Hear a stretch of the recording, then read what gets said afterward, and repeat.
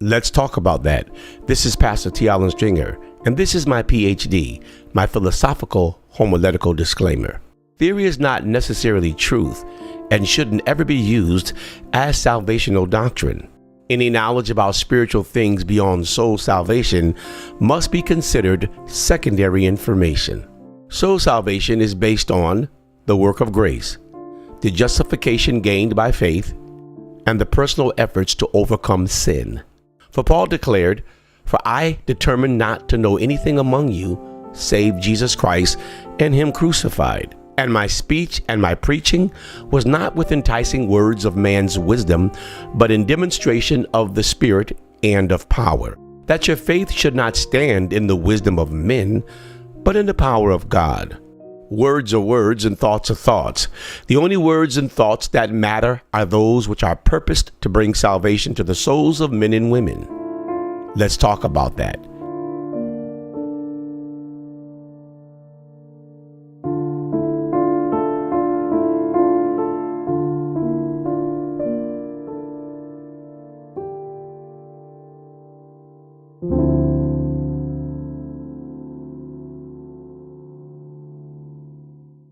When I challenged the post of Joshua Giles regarding his conference in which he was going to teach you how to develop a six-figure kingdom business with one word, nonsense, his response to me was this, laughing out loud, "Your comment makes you look like a clown. Jealous we make more in a week than you in 5 years?" So I'm a clown. Today's lesson is being taught by Pastor T. Allen Stringer, the clown, who makes less in 5 years than this Christian believer does in 1 week. I guess there's something to be said about men and women that use the platform of God's ministry to enrich themselves or to teach others how they can enrich themselves, with the backdrop being, "For God so loved the world that he gave his only begotten Son." They've chosen that backdrop to express this polluted gospel that has nothing to do with saving men and women from eternal damnation. Shame on you all. These are modern day drug kingpins. Whoever pushes money using God's ministry as a backdrop is a modern day drug kingpin. At age 27, when I became pastor, as I was walking through that very small sanctuary, the Spirit whispered these words to me: "You will not prostitute my house. You will not have church to raise money. You will not prostitute my house." 36 years ago, the Lord spoke that to me, and I kept that word. So I want to speak with you for a few minutes regarding God, money, and the church. How important is money?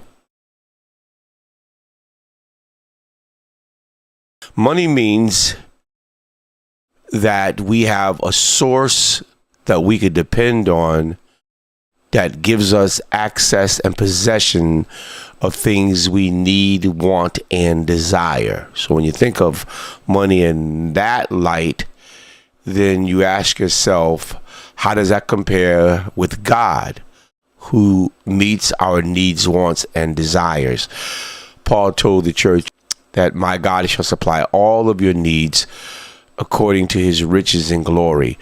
Jesus teaches the disciples to pray, and in that disciples' prayer, he talks about them asking God for provision to give us this day our daily bread.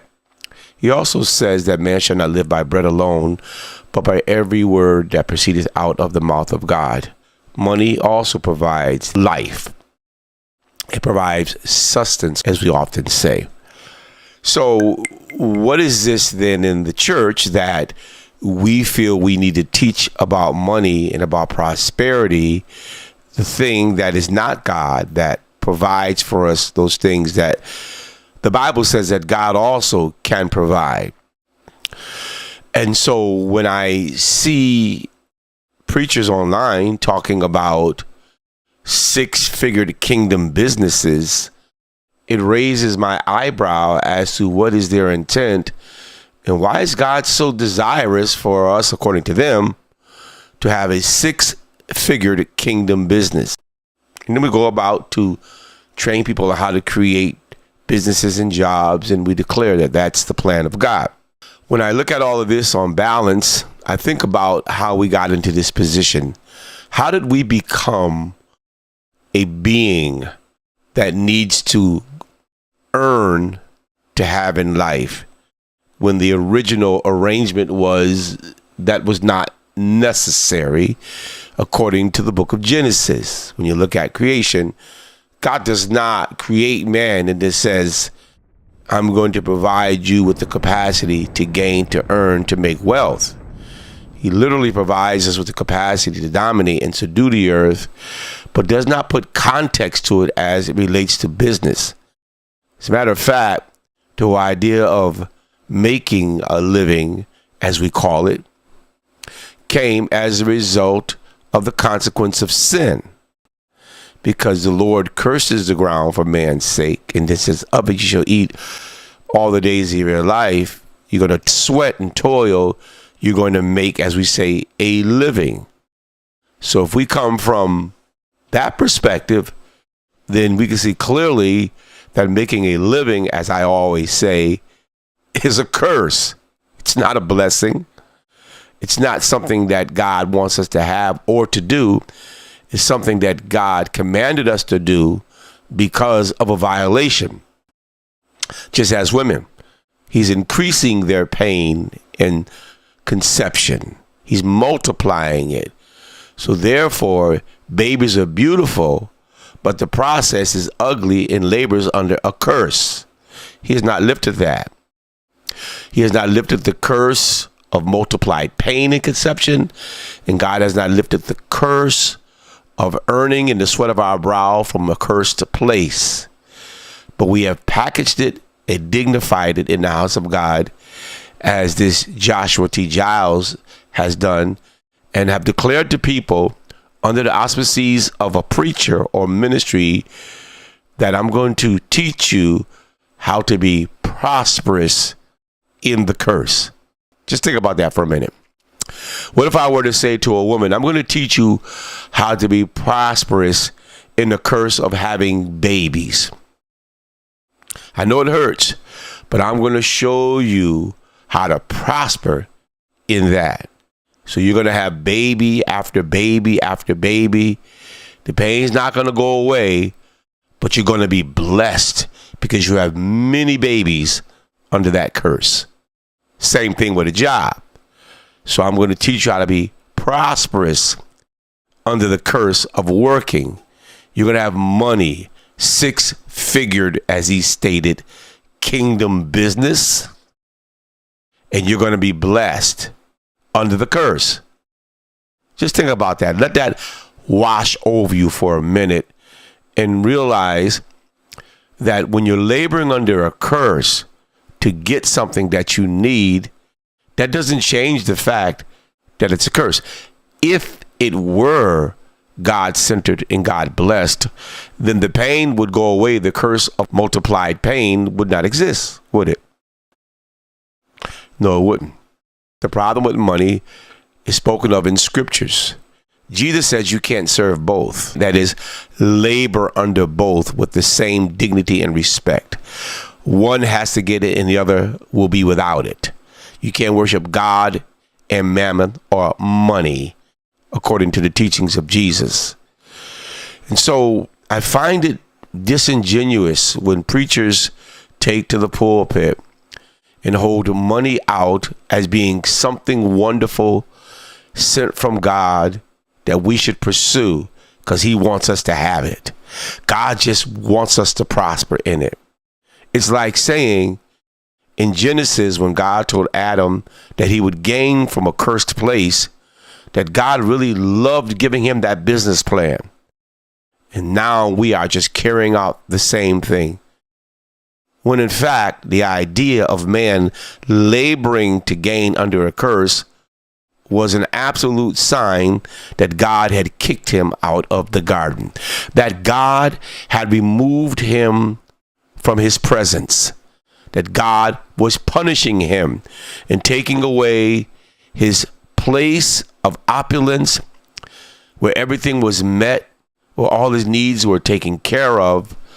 God kicks him out, curses the ground, and you're telling me that God enjoyed that and that God wanted that to be our lot. Not so. This whole teaching of money and God in the church is misplaced. Do I believe that you can prosper in earthly things? I certainly do believe that, but that doesn't mean that it's God's idea.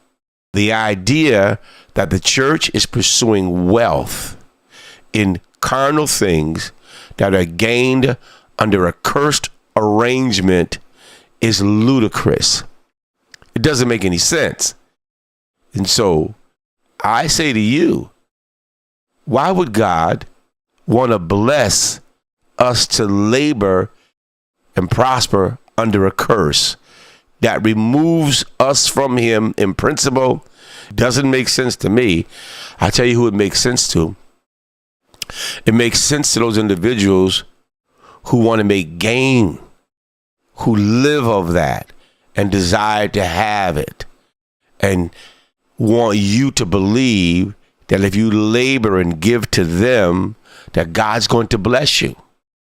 It's such usury that if you labor and give to me, and I live opulently, and you struggle from day to day, that God's okay with that.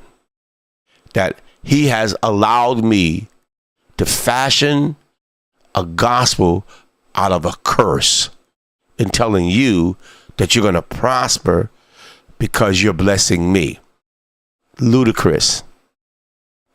It's important for us to recognize that money only belongs in the house of God to meet the needs of those that minister or those that need ministering to, that have needs to help us survive the expulsion from his presence.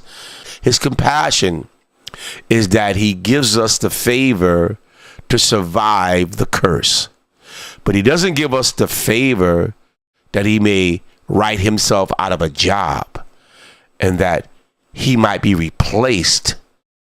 He gives it to us because he's compassionate, because he's our Father. Because fathers can punish you, but still have compassion on you.